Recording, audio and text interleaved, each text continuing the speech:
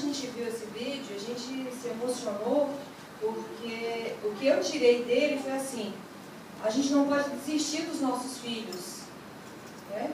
Eles cometem erros, eles têm falhas, mas a gente não pode desistir deles. A gente não pode deixar os nossos filhos morrer espiritualmente, né? Porque a morte não é só a morte física, é a morte espiritual. E é muito triste quando acontece a morte espiritual de um filho, né? Então a gente não pode deixar isso acontecer. Essa foi a lição que eu tirei para a minha vida disso, né? Hoje a minha filha, amanhã ela faz 20 anos, né? E aí a gente viveu assim batalhas muito grandes para criar ela. E uma das minhas preocupações sempre foi essa. Eu acho que foi por isso que eu me emocionei tanto ao ver esse vídeo. Foi não deixar que a vida dela espiritual morresse. Que ela visse para o mundo. Ela sempre gostou muito de dançar, né? Então, uma das minhas orações sempre foi essa: Senhor, que a minha filha sempre dance para o Senhor. Não permita que ela queira dançar para o mundo. Porque o mundo tem muitos atrativos. Para os jovens, para os adolescentes principalmente, né? Eles possuem muitos atrativos. Então, essa era uma das minhas aflições na criação da minha filha, né? E hoje eu vejo assim que valeu a pena todo o sacrifício que a gente fez, as noites sem dormir, né? Os problemas. Então, eu vejo que valeu a pena, porque ela tem 20 anos, mas ela está na casa do Senhor. Ela trabalha na obra, ela é evangelista de dança, né? Então Deus usa ela. Então, isso que eu digo para vocês, irmãos: não desista da vida espiritual dos vossos filhos. Não desista. É difícil? É muito difícil. Uma vez um pastor lá no Brasil, ele disse assim numa pregação: gente, não tem neto de Deus, tem filhos de Deus. Não significa porque nasceu na igreja que vai permanecer na igreja. Pode se desviar sim. Pode acontecer sim. Então a gente não pode desistir dos nossos filhos. Nunca. A gente tem sempre que lutar pelos nossos filhos. É fácil? Não é. Porque não vem com manual. Filho não vem com manual para ser criado, né? Tinha que vir, né? Principalmente quando chega na adolescência, tinha que ter lá assim um manualzinho, né? Uma coisa, como é que você vai, para que lado que você vai. Mas não tem, né? Então, é boca no pó, jejum e oração. Não tem jeito. Não tem jeito. Não tem outra forma de você criar filho, né?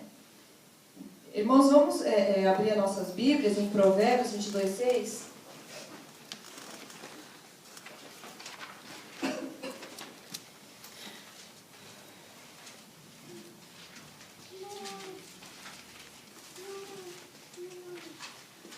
Lá está escrito assim: ensina a criança o caminho que deve andar, porque até se envelhecer não se desviará dele, né? Nós não podemos pensar na criação de filhos sem a presença de Deus. Não tem como. Eu não vejo como, né? Você criar um filho sem a presença de Deus, sem a direção de Deus. Não tem como. Dificilmente essa criança vai dar certo. Se você criar ela fora da presença de Deus, eu não vejo como, né? Isso dá certo, né? É um projeto que é fadado ao fracasso, né? E quando a gente ensina os nossos filhos, assim, desde pequeno, a importância do Evangelho, do caminhar com Jesus Cristo, você cria neles uma facilidade para lidar com os problemas, né? Com as aflições que o mundo traz. Eles têm essa facilidade, eles adquirem uma facilidade maior para lidar com isso. Tem problemas? Claro que tem. Eles passam por aflições? Passam, claro que passam, todos nós passamos, né? Jesus nunca disse que nós não teríamos aflições, né? E eles passam sim por aflições, mas eles têm a certeza de que o Espírito Santo está ali para consolar, para levantar eles quando cair, entendeu? A minha filha, quando ela entrou na faculdade, ela começou a fase começou a querer me dar problema, né? Começou a fase assim de achar: eu tenho 18 anos, entendeu? Ela falou pra mim assim, né? Falou pra gente: eu vou fazer 18 anos. Eu falei: e daí? Vai mudar o quê? né? Eu falei, enquanto você estiver comendo do meu feijão, quem manda sou eu. Entendeu? Aí ela falou pra mim assim, eu vou trabalhar, eu vou tirar carta, eu vou fazer não sei o que. Eu falei, vai mudar o quê? Não vai mudar nada. Não vai mudar nada. Você vai continuar embaixo da graça de Deus e embaixo da minha asa. Não tem jeito. Né? Principalmente as mães, né, mãe? Elas adoram botar os filhos embaixo da asa, né? Porque pra gente os filhos não crescem. Entendeu? A minha filha vai fazer 20 anos, mas pra mim é como se ela tivesse a idade da Rebeca. Ela fala assim, mãe, eu já cresci. Eu falo, aonde? Não, você não vê. Para você, ela vai ser sempre um bebê. Para Ellen e a Aline aí grávidas, mas daqui 10 anos, para elas vão ser sempre um bebezinho. Vai passar 10 anos e vai ser sempre a mesma coisa. Não muda. Né? Para a gente, não muda, mas a gente tem que aprender a lidar com isso. Por quê? Porque eles mudam as situações. Né? O jeito que a gente foi criado é de um jeito. O jeito que eles vão ser criados é de outra forma. O jeito que os outros filhos vão ser criados é de outra forma. Então, criar filho, não existe uma fórmula. Não existe. Aquilo que a Raquel mesmo disse aqui. Não existe. A forma que você cria um filho não dá certo para criar outro. Não tem jeito. Você fala assim, mas eu fiz tudo do mesmo jeito. Mas não tem jeito. Porque as naturezas são diferentes. Né? O jeito de cada um é diferente. Então é só por Deus. Por isso eu não vejo como a gente criar filhos sem a presença de Deus. Não tem como. Tanto no Antigo Testamento como no Novo Testamento, Deus frisou assim muito para os pais a instrução dos filhos. Né? É uma coisa que Deus sempre diz aos pais, que precisa instruir os pais, que os pais precisam instruir os filhos. Na época dos patriarcas, Deus confiou a eles, a Abraão, por exemplo, ele não via Abraão como um bom pai. Ele não via isso em Abraão. Ele viu Abraão fiel a ele. Então, a partir da fidelidade de Abraão, né, Deus acreditou que ele seria um bom pai. Foi a partir daí. Porque ele iria ensinar o filho dele a ser fiel. Né? A fidelidade dele, que ele tinha com Deus, ele ia ensinar o filho a ser fiel. Foi a partir daí. Deus não achava, não sabia que ele era bom pai, porque não tinha como saber. Ele não tinha como saber. Né? Até lá em Gênesis 18, 19 diz assim, pois eu o escolhi para que ordene aos seus filhos e aos seus descendentes, que se conservem no caminho do Senhor, fazendo o que é justo e direito, para que o Senhor faça vir a Abraão o que lhe prometeu. Então Deus sabia que Abraão ia ser fiel a ele e que iria criar aquele menino que ele ia dar para ele na presença do Senhor. Ele não ia permitir que o filho dele se desviasse da presença do Senhor. Né? Diz assim, né? A confiança de Deus em Abraão não foi baseada na experiência desse homem como pai. Deus sabia que Abraão era fiel. E por ser fiel, faria o possível para ser um bom pai. Né? E o que devemos ser sempre, fiel a Deus. Né? É o que sempre nós temos que ser. E aos seus ensinamentos. Só assim teremos êxito em criar nossos filhos. É com a fidelidade a Deus que você vai ter êxito em criar o seu filho. Não tem como. Não tem outra forma. Né? Não tem outra fórmula, não tem outro projeto. Né? A família é projeto de Deus. Né? A família é projeto que vem do coração de Deus. Né? Hebreus 11, 23 diz assim, ó, é uma história que a Bíblia conta e que eu gosto muito, é a história de Joquebede. Né? Porque Joquebede foi uma mulher forte. Né? Lá em Hebreus 11, 23 diz assim, pela fé, Moisés, recém-nascido, foi escondido 3 meses por seus pais, pois estes viram que era um menino formoso e não temeram o decreto do rei. Joquebede, gente, eu fico pensando na história dessa mulher. Ela era uma escrava no Egito. Né? E quando a gente vê pela nossa vida aqui no Japão. Nós vivemos aqui, a gente vive embaixo das leis desse país.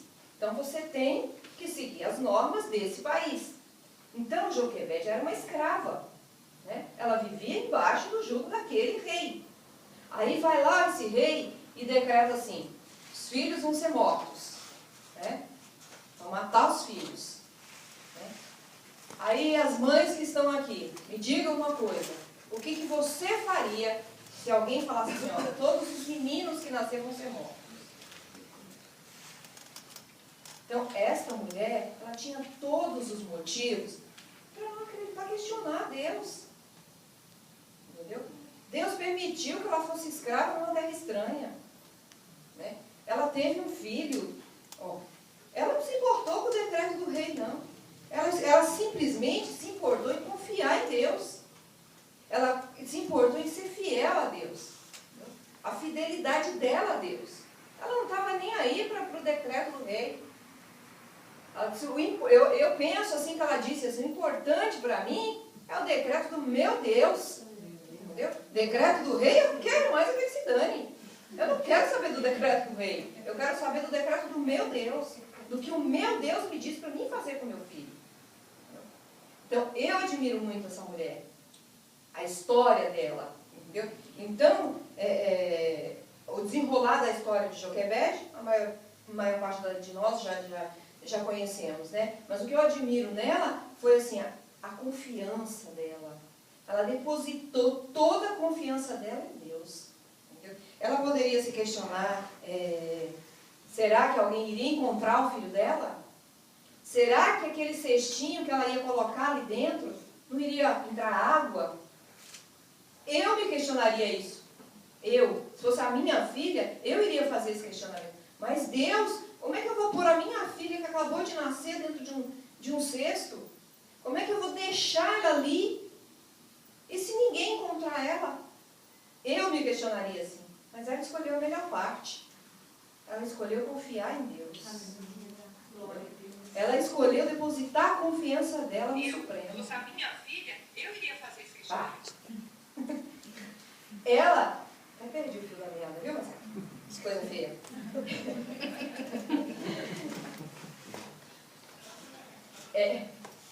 Meu marido é uma bênção, né, gente? Eu te amo, meu amor. Eu te amo. Então, ela escolheu a melhor parte. Ela escolheu confiar integralmente em Deus. Eu fico imaginando o que ia no coração daquela mulher. Entendeu? O que será que ela pensava? Entendeu? Mas ela confiou. Eu estou depositando o meu filho nas mãos de Deus. Irmãos, é exatamente isso que nós temos que fazer.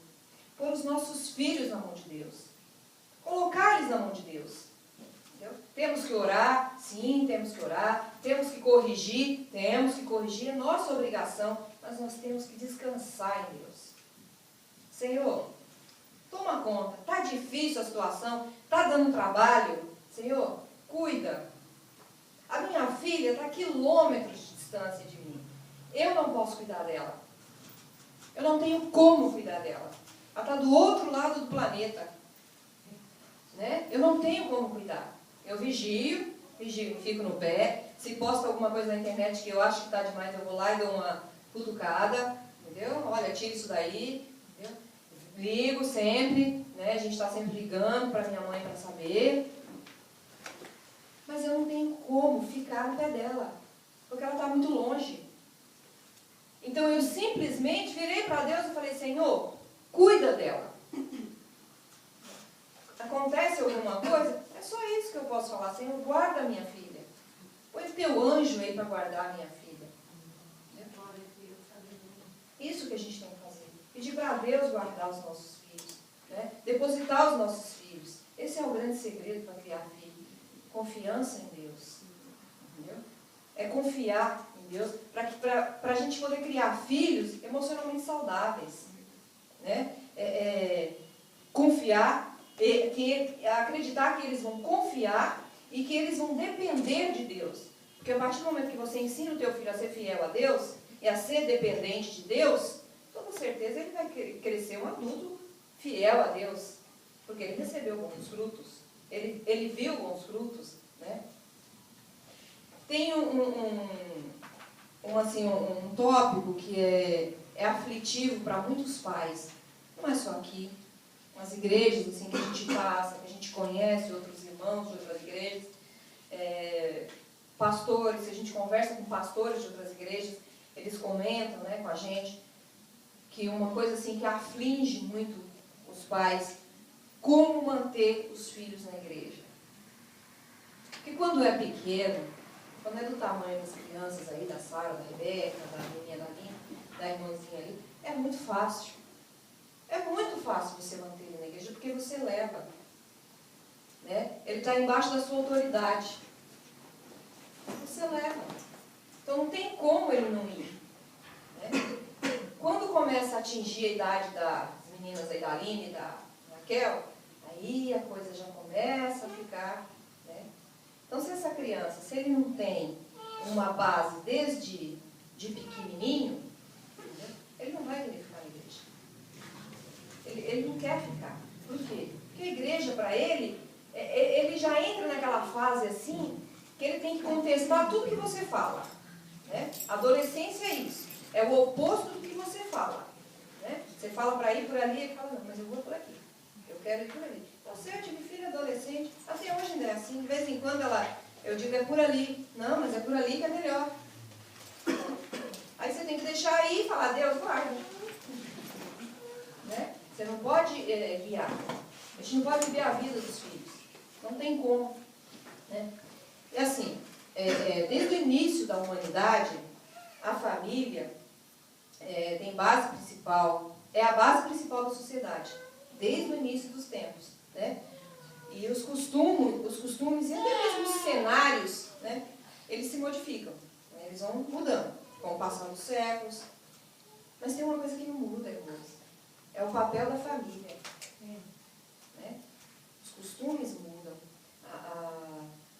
as coisas mudam, né? Você tem um acesso maior à tecnologia, a tantas outras coisas. Mas a família, ela não pode mudar. O papel da família, ela não pode mudar. Ela tem que permanecer o mesmo. Ela tem que ser o mesmo. Família toda criança tem que ter como base família. Seja pai e mãe, seja pai.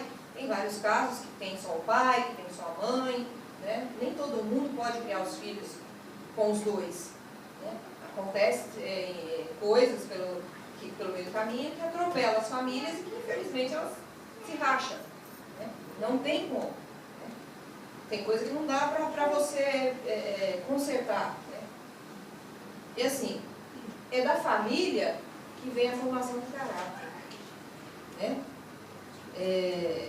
E até biblicamente falando, é nesse contexto que vem a importância da formação religiosa. Né? Não é criança. Se a mãe fala assim, mas o meu filho é muito pequeno para ir para a igreja, muito pequeno para ir para o culto, para ficar no culto. Ele é muito pequenininho, ele é muito pequeno. Mas é engano. Porque de pequenininho é que eles aprendem. A Rebeca, eu gosto mais da Rebeca, né, gente? Então, ela tem uma coisa na Rebeca que eu admiro muito. E a gente até comenta isso lá em casa. Quando a gente tem a oportunidade de conviver mais com a Raquel, né, que a gente sempre vai lá na casa deles. Quando ela senta para comer, ela já senta, aí ela já começa assim, Pai do céu, abençoa os missionários, abençoa o pastor, e ela vai. Entendeu? Então, isso eu acho assim, muito interessante. Tem coisa que ela fala ali que ela não tem nem noção do que ela está falando. Entendeu? Só que todo domingo ela está aqui. Os pais dela trazem ela todo domingo. Ela começou desde cedo. Dificilmente ela vai chegar lá na adolescência, vai se desviar. Porque a semente foi plantada nela pequenininha, como tantas outras crianças. Então não ache que o seu filho é pequeno para levar para a igreja. Não pense assim, não. Leve sim, traga sim teu filho para a igreja, sabe? Quer participar das coisas, é pequeno, deixa participar. Quer cantar, deixa cantar. Deus usa a criança. Na Bíblia não está escrito que Deus só vai usar o adulto. Não tem isso. Deus vai usar os pequenos também. A gente tem tantos casos de crianças que são usadas. que fala o coração das pessoas. Assim, embora a tarefa de manter os filhos da igreja, depois de crescer, vem tornando muito difícil. Vem tornando difícil. Devido a tantas influências externas, devido a tanta coisa. Né? Mas eu vou dizer uma coisa para vocês, não é uma missão impossível. Não é. Não é uma coisa impossível. É algo que, buscando a direção de Deus, a gente consegue. A gente consegue. A gente não consegue sozinho. Sozinho a gente não consegue. Assim, ó, tem uma coisa que psicólogos, educadores, pais e até mesmo alguns pastores concordam. Tudo começa na infância. Né? A criança, até aproximadamente assim, 7 anos, ela está formando a sua personalidade. Né? Alguns vai além disso, forma a sua personalidade lá com 8, 9 anos, depende muito da criança. Outros, 6, 7 anos, a personalidade já está prontinha. Né? Nessa idade, nessa fase até os 7 anos, ela é igual uma esponja. Ela absorve tudo que ela vê pela frente. Seja bom ou seja ruim. Ou seja, se você traz o seu filho pequeno para a igreja, essa esponja vai absorver o quê? Coisas boas. Se você leva ele para o mundo, ele vai absorver o quê? Coisas do mundo. Entendeu? Só que aí lá na frente, não vai adiantar. Porque não vai voltar mais atrás. Aí lá na frente vai ser outra etapa. Né? Você vai ter que tomar outro rumo. Porque o seu filho já absorveu as coisas erradas. Ah, mas eu estou cansado para levar para a igreja. Ah, porque não sei o quê. Muitas vezes eu fui para a igreja, algumas pessoas conhecem a minha história, muitas vezes eu fui para a igreja, assim, pela misericórdia e graça de Deus.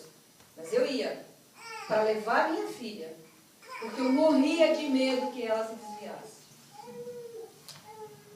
Só de pensar na hipótese de ver a minha filha no mundo, bebendo, fumando, aquilo me apavorava de tal forma, vivendo coisas que Deus não tinha determinado para ela, aquilo me deixava tão apavorada que eu ia para a igreja. Trabalhava o dia inteiro, cansada, e ia para a igreja. Às vezes você estava lá no fundo. Não era para ninguém me ver, porque eu estava só pobre. Mas eu ia. Tinha coisas na igreja, ela dança na igreja assim, desde a idade da Sara. Às vezes tinha eventos na igreja, né? E, precisa comprar isso, precisa comprar aquilo, precisa comprar não sei o quê. Eu falava, Senhor, dá-me graça. Para quem não sabe, ela não é filha de sangue do meu marido. Ela é do meu primeiro casamento. Ela é japonesa, mas é filha do meu primeiro casamento. Eu criei ela sozinha, né? Eu não criei ela, não tive pai para criar ela. Hoje ela tem um super pai, né? Que vale por 10, né? E se alguém disser que é feio, você arrumou um inimigo com ela, né? É verdade. Só que é assim, eu tive que criar ela sozinha. Então vocês imaginam, no Brasil, você criar uma menina sem pai, né?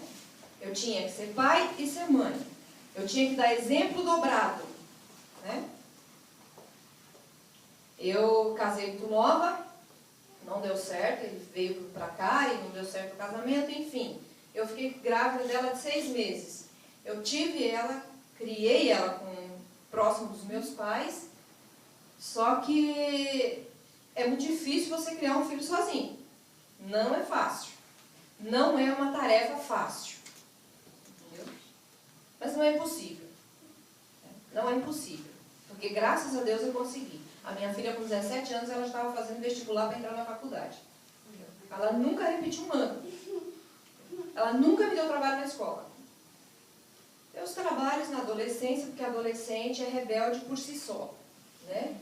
É adolescente é do contra. Né? Então, e como ela tem o mesmo gênio que eu, Aí a coisa esquentava, entendeu? Aí o negócio pegava fogo. Mas assim, eu dava 2 gritos e ela estava correndo. Né? Então a gente teve problemas. Teve muitos problemas. Muitos problemas. Vários problemas, porque eu tive que abrir mão de muita coisa. Eu tive que abrir mão da minha vida, né? Eu tive que abrir mão da minha vida pessoal. Né? Eu não namorava, porque eu tinha uma filha mulher. Né? Então eu pensava assim, como é que eu vou colocar outra pessoa em casa se eu tenho uma filha mulher? Né? Já partia daí. Então eu vivi para criar ela. Eu vivi para isso. Passei muitas dores de cabeça. Abri mão de muita coisa. É tanto que faculdade, eu comecei a fazer faculdade, ela já estava praticamente criada. Tinha minha mãe? Tem, a minha mãe até hoje, graças a Deus. Tinha meu pai na época. E assim, minha mãe falava, não, pode deixar ela aí, você pode sair, você pode fazer e viajar. Eu falava, não, a minha filha é minha responsabilidade. Eu coloquei ela no mundo, não foi minha mãe. Não foi minha mãe. E eu sempre me preocupei em não tirar minha filha da presença do Senhor. Não permitir que ela saísse da presença do Senhor. Tanto que quando eu vim para cá, eu chamei ela, eu sentei com ela, falei, Kari, a mãe está indo para o irmão ficar com seu pai. Só que assim, você vai permanecer na igreja? Ela olhou bem para mim e falou para mim assim, lógico, né, mãe? Não vou para a igreja por tua causa. Né? Mas mãe sabe como é que é, né? Quem é mãe aqui sabe como é que é, né? O coração da gente sangra. Né? E eu vim para cá e acompanhando, e ela nunca saiu da presença do Senhor. Ela permaneceu na igreja, ela trabalha na obra, ela é líder da dança das pequenas, ela estuda, e mesmo com todas as coisas que ela tem na faculdade e tudo, eles fizeram 90 dias de campanha. E diz que foi assim uma coisa incrível, porque a presença dos jovens foi marcante.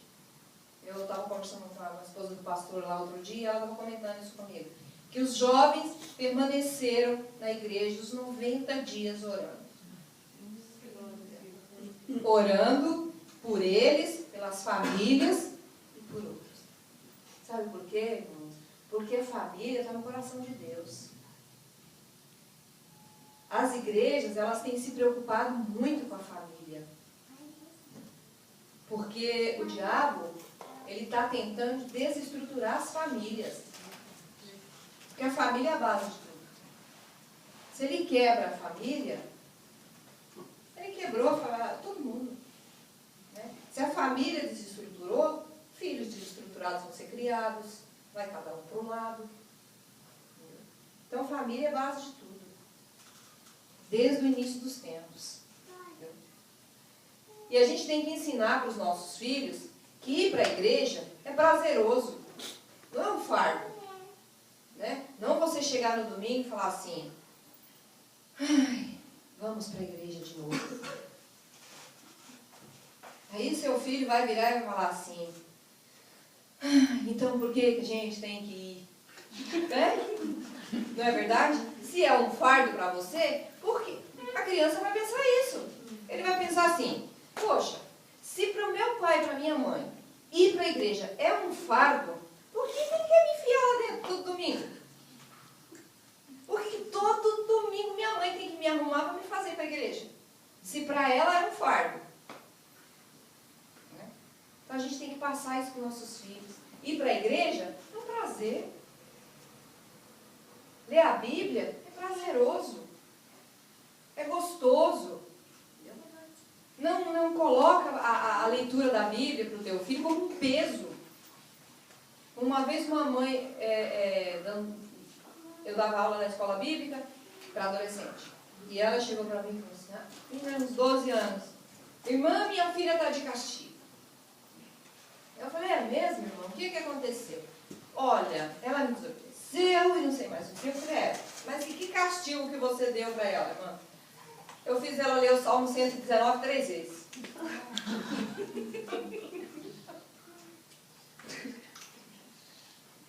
Falei, irmã, eu acho que quem está precisando ler o Salmo 119 umas 10 vezes é a senhora, viu? Porque, olha, desde quando você fala para um filho, olha, você pega a Bíblia, você está de castigo e você vai ler a Bíblia. Sabe o que vai acontecer, irmãos? Essa criança vai pegar uma raiva tão grande da Bíblia, entendeu? Que para ele a Bíblia vai ser assim, um fardo. Não vai ser, ele não vai ter prazer em ler a Bíblia. Ele não vai ter prazer. Porque para ele é um fardo. Provavelmente essa mãe não lia a Bíblia. Né? Porque se ela lesse a Bíblia, ela não ia mandar um filho ler o Salmo 119 3 vezes, gente. Porque é desse tamanho. Né? A gente lê, mas quando você chega na metade dele, você já está... Você não lê de uma vez. Você não lê. Porque se você ler ele de uma vez, vai virar um fardo. Você não vai entender nada. Então a gente tem que mostrar para os nossos filhos que ir para a igreja é um prazer. É gostoso. É algo bom. Entendeu? Que ler a Bíblia é gostoso. Criança, adora história. Criança gosta demais de história. Criança na fase das crianças aqui, eles gostam muito de história. Então leia as histórias bíblicas para ele. Tem tantas histórias bíblicas maravilhosas, com uma vantagem. O que você está lendo ali para o teu filho é a verdade, não é conto de fada. Né? Você não vai estar lendo lá sobre a Bela Adormecida e não sei mais quem. Você vai estar lendo a verdade. Né? Você vai estar contando sim uma história para ele, mas algo que ele vai carregar para a vida inteira. Né? É algo que para ele vai ficar com ele a vida inteira. Né? Criança, ela absorve tudo que ela ouve, tudo que ela vê, tudo. Tudo ela observa. Uma criança pequena, ela observa tudo. Tudo. Até o que não deve. Tudo. Principalmente. Principalmente o que não deve, né? Então, isso quer dizer o quê? Ela está observando a sua conduta. Né? Ela está observando se você ora. Ela fala, pô, meu pai ora, minha mãe, né? Minha mãe é a Bíblia. Né? Ou minha mãe vive falando mal do irmão. Então, ela está de ouvido ligado. Tudo ela observa. Tudo. A criança, ela observa tudo.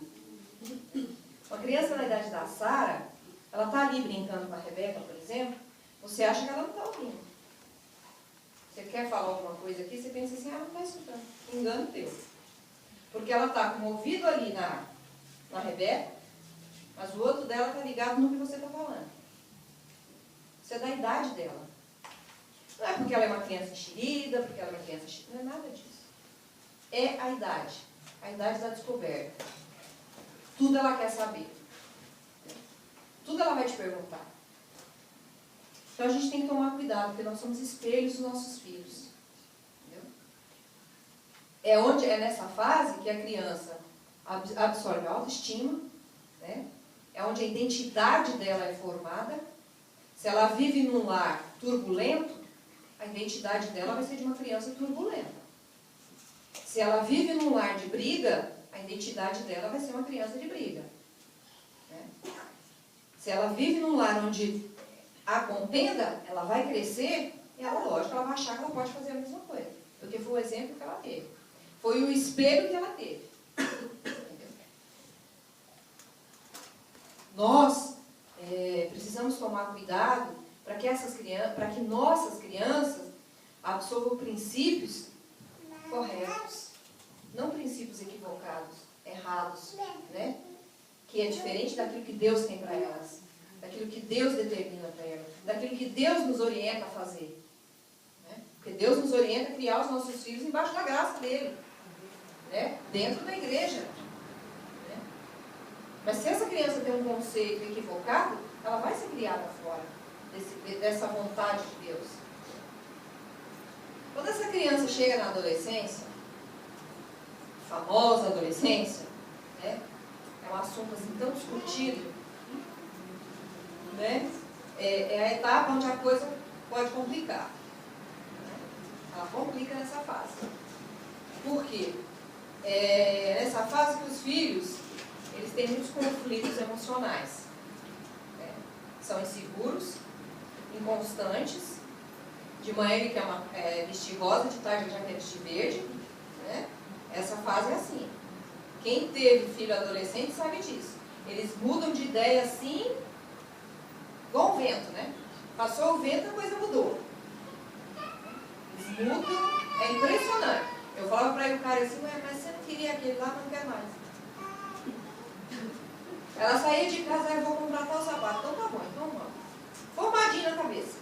Quero aquela roupa, quero aquele sapato. Tá bom, então vamos.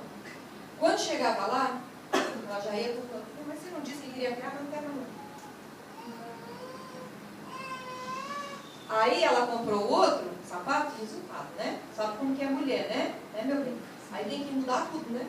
A bolsa, a roupa, o acessório, e aí vai, né? Sim. O cinto. Vestir.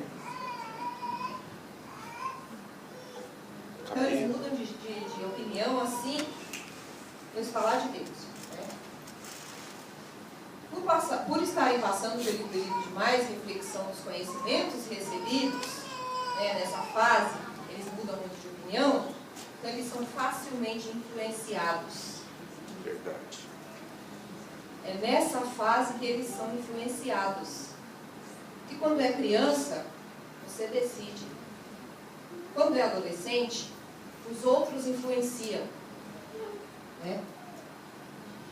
Principalmente pelas filosofias anticristãs.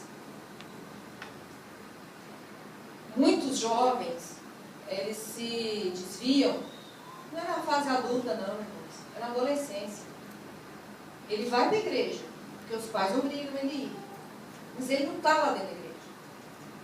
Ele chega na igreja, o último lugar que ele está é dentro da igreja.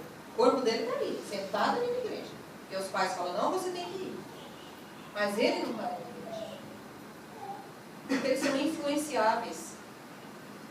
Nessa fase tem uma facilidade muito grande. Aí o que acontece? É também na fase da adolescência que o exemplo dos pais em relação à prática da fé cristã é colocado em prova. É onde eles começam a contestar a fé. Né? Nesse período, a conduta dos pais é de uma importância assim, fundamental para que os jovens continuem no caminho. É porque, nesse sentido, ele é muito frágil. O adolescente é muito frágil. E o pai tem que ser muito forte, o pai e a mãe, para estar ali, por trás, dando respaldo. Para o filho falar assim, não, meu pai e minha mãe estão aqui.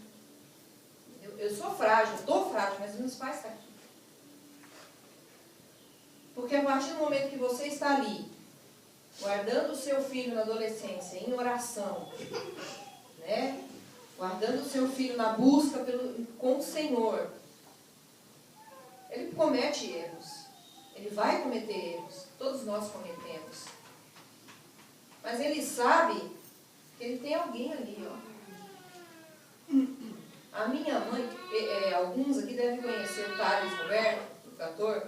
Ele nasceu no Evangelho, filho de pastor, mas ele se desviou e agora ele retornou para o Evangelho. E uma das pregações dele, uma das ministrações dele, eu ouvi ele dizer o seguinte: o que me fez voltar para a igreja foi a oração da minha mãe. Ele disse exatamente isso. Minha mãe de joelho, eu permaneci de pé. Então estejam de joelhos, irmãos, pelos seus filhos. Orem pelos seus filhos, orem sem cessar. Porque o inimigo, ele está aí. Ele quer tragar mesmo. Entendeu? E não tem coisa para atingir mais a gente do que atingir um filho.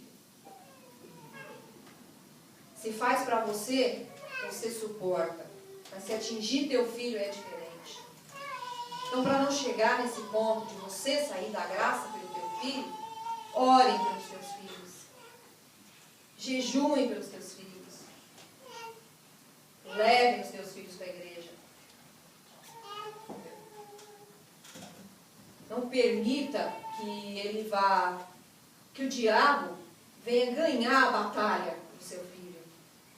Não permita isso. Porque ele vai fazer de tudo, mas de tudo.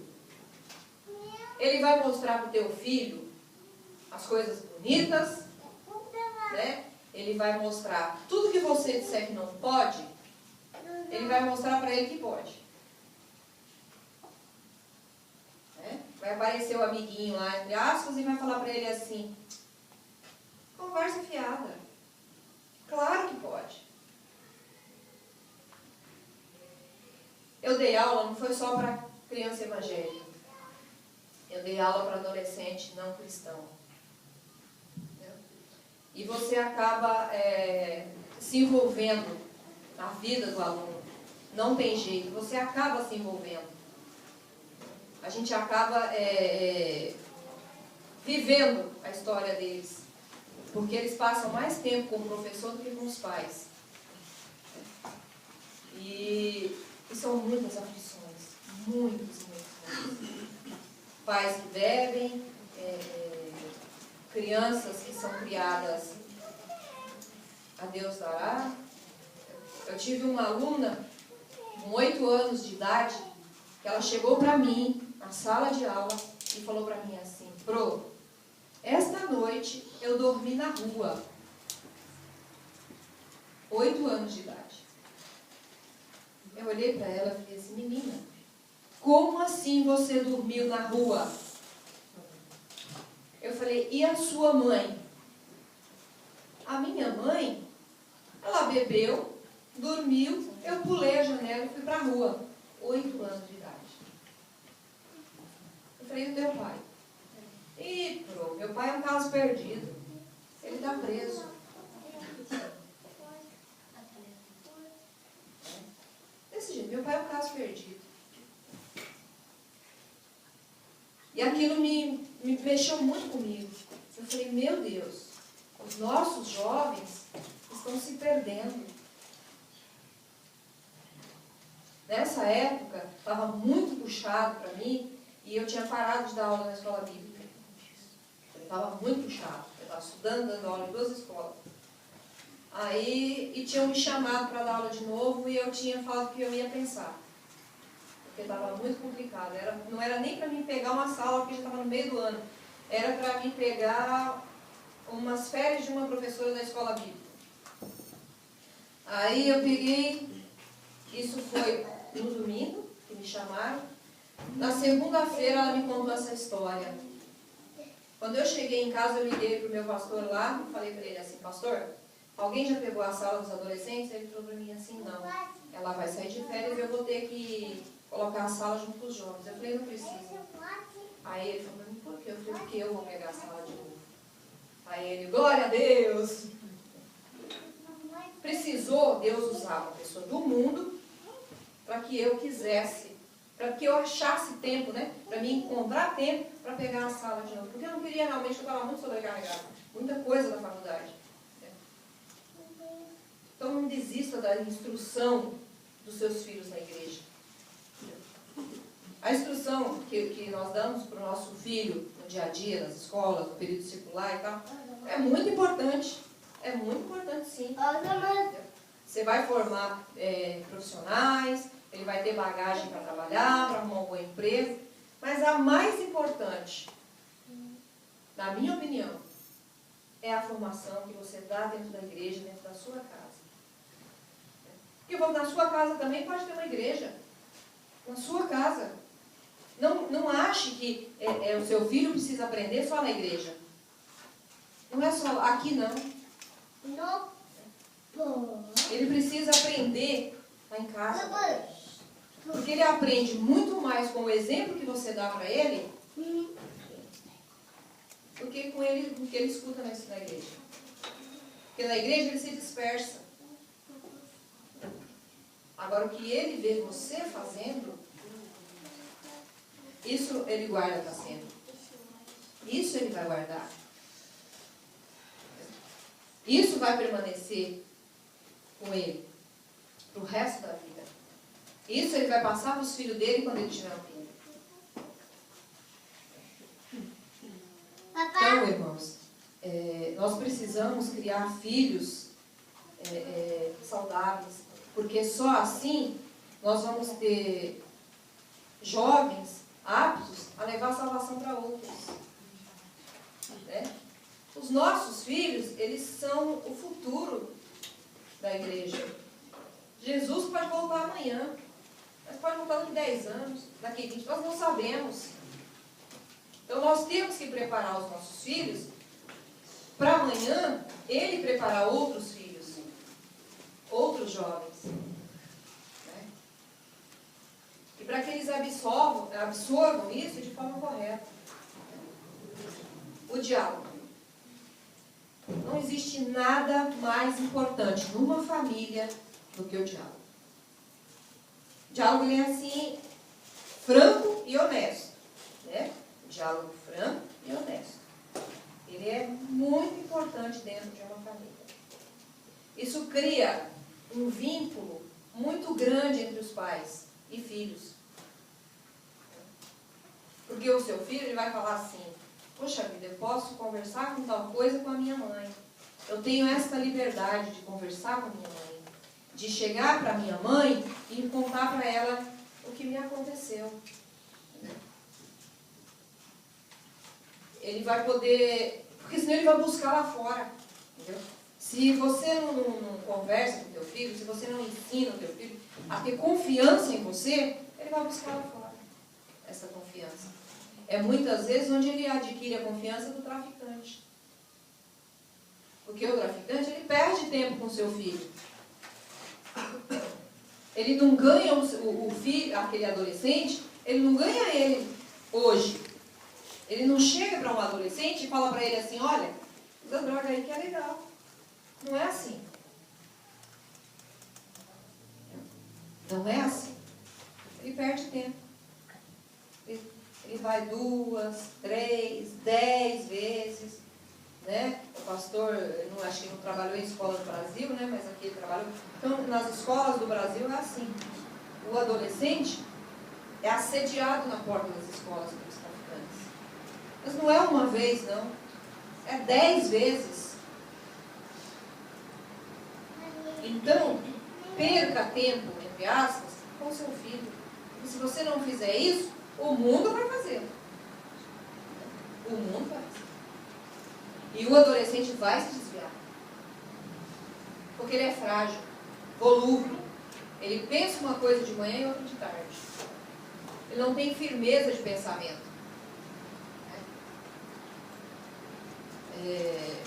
Seja amigo do seu filho. Mostre ao seu filho que ele tem valor. Diga para ele que você o ama. Fala para o teu filho assim: olha, você é precioso para mim, você é presente de Deus para mim. Isso é muito importante. Gente, quem não gosta de ser valorizado? Todo mundo gosta. Todo mundo gosta de ouvir palavras de incentivo. Né? Palavra que diz assim: que legal, você tirou uma boa nota na prova. Poxa, que bom. Teu esforço valeu a pena. Deus te recompensou do seu esforço. Todo mundo gosta. E o teu filho está esperando isso. Quando ele chega para você e fala assim: olha, tirei uma boa nota. Que bom. Ele está esperando você falar assim. Ele está esperando você virar para ele e falar assim: poxa vida, meu filho, que legal. Que bom, você está vendo? Você se esforçou. Né? Você fez a sua parte. A minha filha, quando às vezes ela me manda: mãe, amanhã tem uma prova, mãe, é muito difícil. Aí eu falo para ela sempre o seguinte: você estudou? Muito. Eu falei: então descansa. Porque você fez a sua parte, deixa que Deus vai fazer a dele. Você não vai esquecer uma vírgula. Então é muito importante a gente dizer para os nossos filhos que a gente ama eles. Ser amigo deles. Disso. O diabo vai gostar muito de ser amigo do seu filho. Porque junto com ele vai levar outro monte. Porque adolescente anda em bando, né? Adolescente não anda sozinho. Né? E aí o que vai acontecer? O adolescente tem um poder muito grande de influenciar os outros amigos. Então, se você ensina o teu filho, ele vai influenciar de forma boa. A influência dele vai ser levar os outros para a igreja. Agora, se ele aprende de forma errada, aí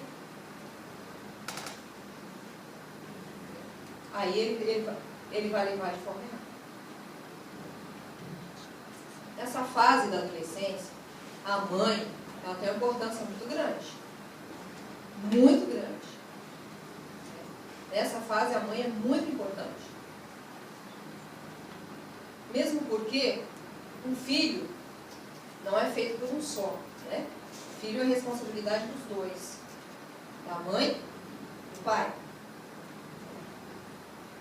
Só que nessa fase, o adolescente, ele se aproxima muito mais da mãe do que do pai. Porque na maioria das vezes o pai é mais rígido, né? Tem mais autoridade e tal. Então ele já pensa assim, se eu for contar, meu pai já me vai me dar uns tapas. Né? Então eu vou contar minha mãe. Né? A minha filha, como não tinha, então ela tinha que se virar comigo mesmo, né? Em todas as situações. Não tinha jeito, né? Tinha que se virar. Então nessa fase, o adolescente, ele sente uma necessidade de confiar em alguém. De conversar. É nessa fase que a mãe entra. Cultivar o diálogo. Cultive a confiança do seu filho. Para ele poder te contar os seus anseios, né? Os seus sonhos, os seus projetos. O adolescente tem muitos sonhos, muitos projetos. Né? Não seja sempre só repreensão. O pai tem que repreender o filho. Né? O pai repreende o filho que ama. Mas não seja só repreensão. Seja amor. Seja zelo. Né? Seja cuidado. Para que o seu filho, ele busque em você as respostas das dúvidas dele. Não lá no mundo. Ele vai achar lá no mundo as respostas que ele está procurando. De forma errada. Não da forma que está no coração de Deus. Que é a permanência da família. Né?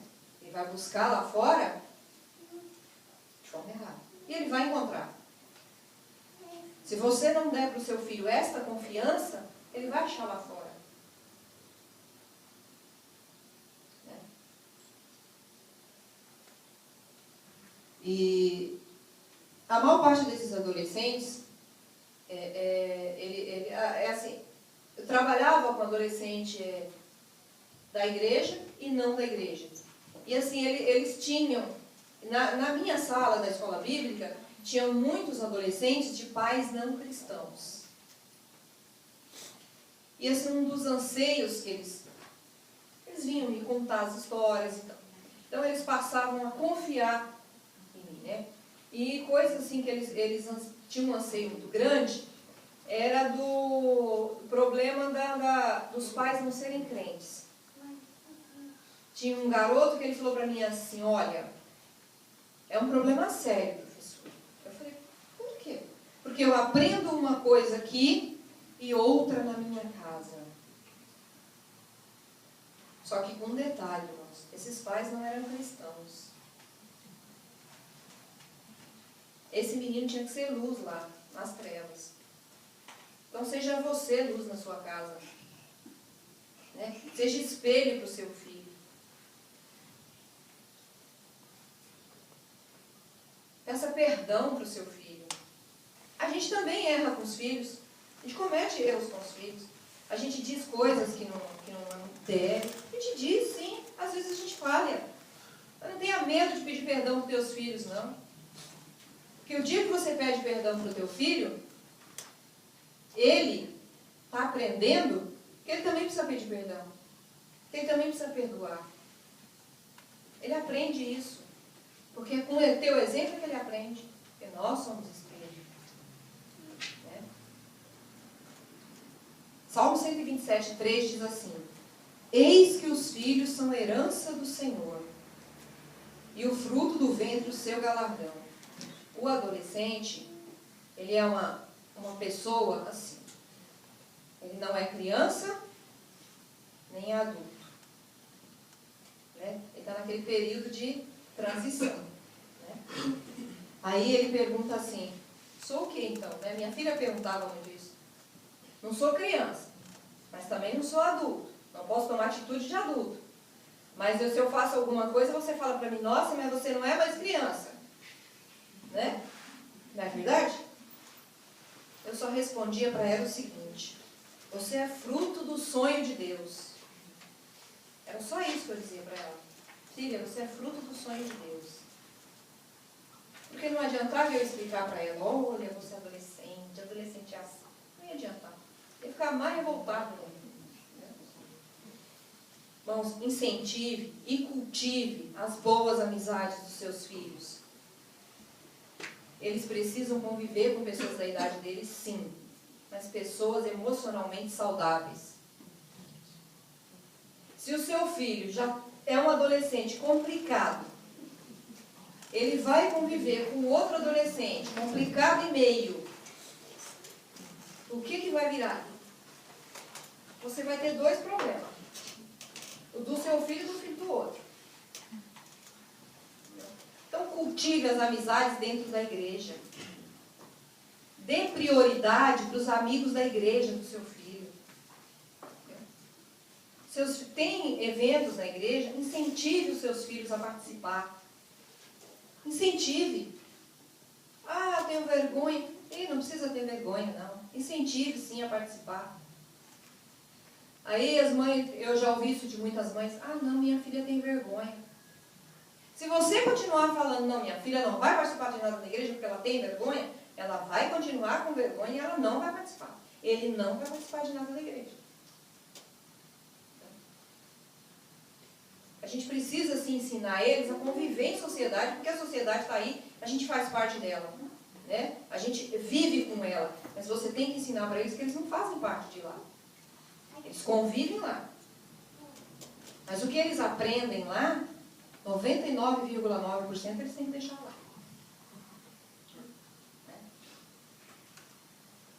Você vive no mundo, mas você não faz parte dele. Né? Eu ouvi de uma mãe a seguinte frase: minha filha passa muito tempo na igreja. Uma mãe veio reclamar para mim um dia isso. Minha filha passa muito tempo na igreja. Falei, irmã, e você não está dando pulo e dando glória a Deus? Ela olhou para mim assim, mas irmã, ela passa o dia inteiro, final de semana é o dia inteiro na igreja. Falei, irmã, dê glória a Deus.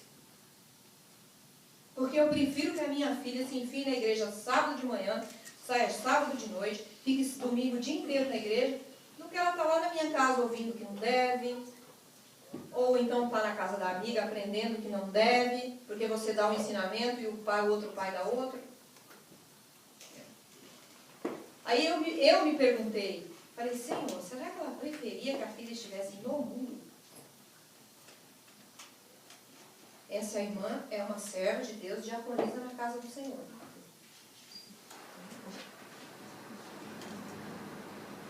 Né?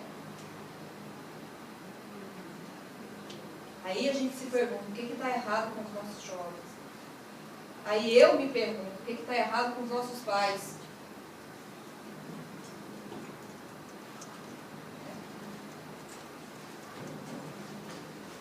Não é os adolescentes que estão errados, somos nós. Nós é que estamos criando os nossos filhos, nós, que eu digo, né, fora da presença do Senhor. Filhos precisam ser criados na presença do Senhor. A gente tem que ficar muito alerta quanto aos filhos. Amizades, onde vai, com quem vai. Porque até mesmo lá no Brasil, as crianças fazem muito, os adolescentes fazem muito trabalho em grupo. Aí vão na casa um do outro. Então nós, pais, temos que estar alertas quanto a isso. Porque você não sabe que tipo de ensinamento se tem naquela casa. Você não sabe. A minha filha foi fazer um trabalho na casa de uma amiga dela, isso já era no ensino médio. E ela ficou a tarde inteira fazendo esse trabalho. Aí ela chegou, falou para minha mãe assim: ó, mas eu estou com tanta fome. Minha mãe falou: ué, mas você foi almoçar na casa da sua amiga para fazer o trabalho? Mas eu não comi nada. E minha mãe falou: mas como assim não comeu nada? Ai, vó, tinha umas coisas estranhas lá. Tinha uns altares, uns negócios esquisitos. Eu não quis comer. Minha mãe falou: mas você ia comer, não era comida igual que tem aqui? Ela era muito boa, mas aí tinha uns negócios assim, um monte de coisa lá, e a dona da casa pegou umas comidas e levou lá pra dentro, aí eu já não quis comer. Ela teve a sabedoria de não comer, porque ela não sabia ao que aquilo era consagrado. Então ela não quis comer. Falei: filha, mas era só você ter orado. Ah, mãe, preferi não comer. Então a gente tem que tomar cuidado na casa de quem os nossos filhos vão. A gente não sabe o que eles estão aprendendo lá. Você ensina aqui, você não sabe se o vizinho está ensinando.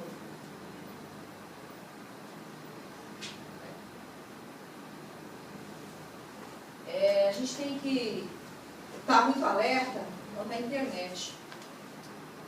A internet é uma faca de dois gumes, né?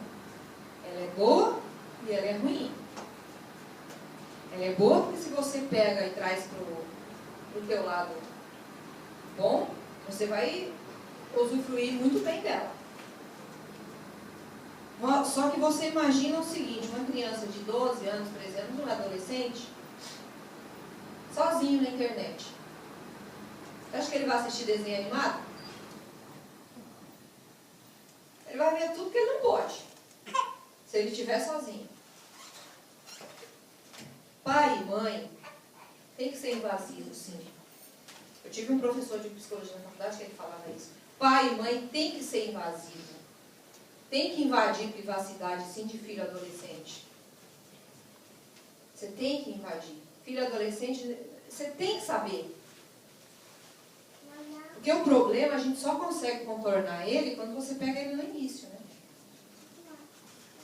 Se o problema está começando, você contorna. Se ele já estiver lá no olho do furacão, não tem como. Aí, ora, irmão, ora. Porque aí é só a graça de Deus.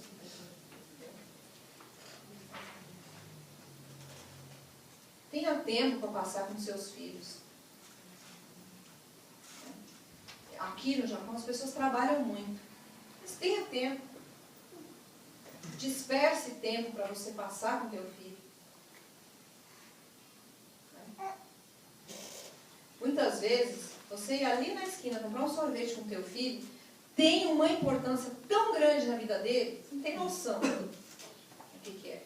Eu assisti uma pregação outro dia de um pastor, e ele falando assim, né, amor? Ele falava assim, que um pai entrou no quarto e o filho dele, pequeno, aproximadamente 4 anos, estava orando. Deus, eu quero ser uma televisão. Me faça ser uma televisão. Aí diz que o homem ficou parado na porta. Mas como assim meu filho quer ser uma televisão? Por quê? Porque o meu pai fica muito tempo com a televisão. Então ele achou, na inocência dele, que se ele se tornasse uma televisão, o pai dele ia ficar com ele.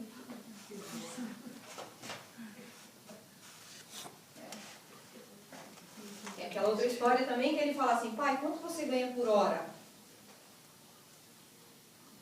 Tanto.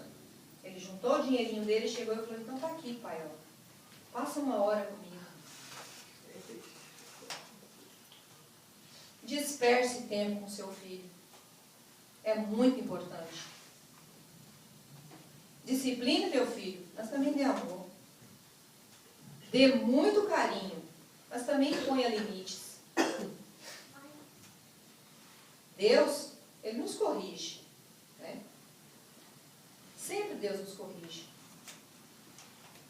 Mas você quer ato de maior amor, que Ele dá o único filho dele para morrer por nós? Ele nos corrige, mas Ele também tem amor por nós. João 3,16 diz isso. Porque Deus amou o mundo de tal maneira que deu seu único filho, para que todo que nele crê não pereça, mas tenha vida eterna. Então, ame o seu filho, mas discipline o seu filho. Cumpra as promessas que você fizer aos teus filhos. Ninguém gosta de caminhar com quem não cumpre o que fala. Eu não gosto. Tenho certeza que todo mundo não gosta. Então, cumpra as promessas. Não prometa para o teu filho aquilo que você não pode cumprir. Não fale para o teu filho que você vai dar ele uma Ferrari se você não tem dinheiro para comprar uma Fusquinha, né? Não é verdade?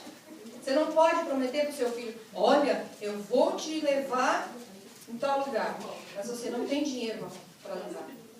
Sabe o que você vai ser, irmão? Mentiroso. Você vai estar ensinando o teu filho a mentir. Se você prometeu uma coisa para o teu filho e não deu para cumprir, conta a verdade para ele. Senta com seu filho e conta a verdade. Fala para ele, olha, aconteceu um imprevisto. Eu tinha prometido, mas não deu.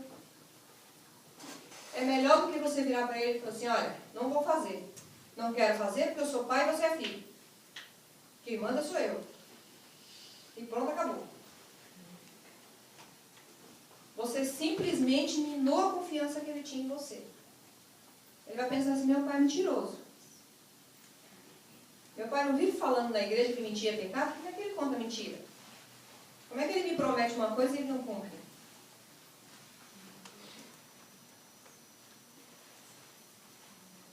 Criança vive de exemplos. Criança cresce de exemplos. Falar a verdade é sempre o melhor caminho. É sempre o melhor caminho. Porque você pensa que você está enrolando ele, você só pensa. Porque as crianças de hoje, eles dão nó na gente assim, ó, anos-luz. Quando você pensa que ele vai, já está voltando, com tudo pronto. Né? Respeite as emoções do seu filho. Cada pessoa tem um tempo de aprendizado. Ninguém aprende. Tem 10 filhos da mesmo pai e da mesma mãe. Um aprende em 5 dias, o outro em 10, o outro em 20. Cada um tem o seu tempo. Então, respeite as emoções do seu filho. Ser pais é uma grande bênção. E uma responsabilidade enorme, que alcança a eternidade. Devemos fazer o melhor para guiar nossos filhos no caminho de Deus. Finalizando, Salmo 144, 12. Então, na juventude, nossos filhos serão como plantas viçosas, e as nossas filhas como colunas esculpidas para ornar o palácio. Que nossos filhos sejam planta viçosa, pois planta viçosa dá frutos bons. Né? Lembrando sempre, irmãos, que o maior legado que os pais deixam para os filhos é o exemplo. Né?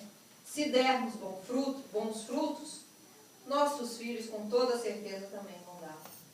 Que Deus abençoe os nossos filhos. Amém.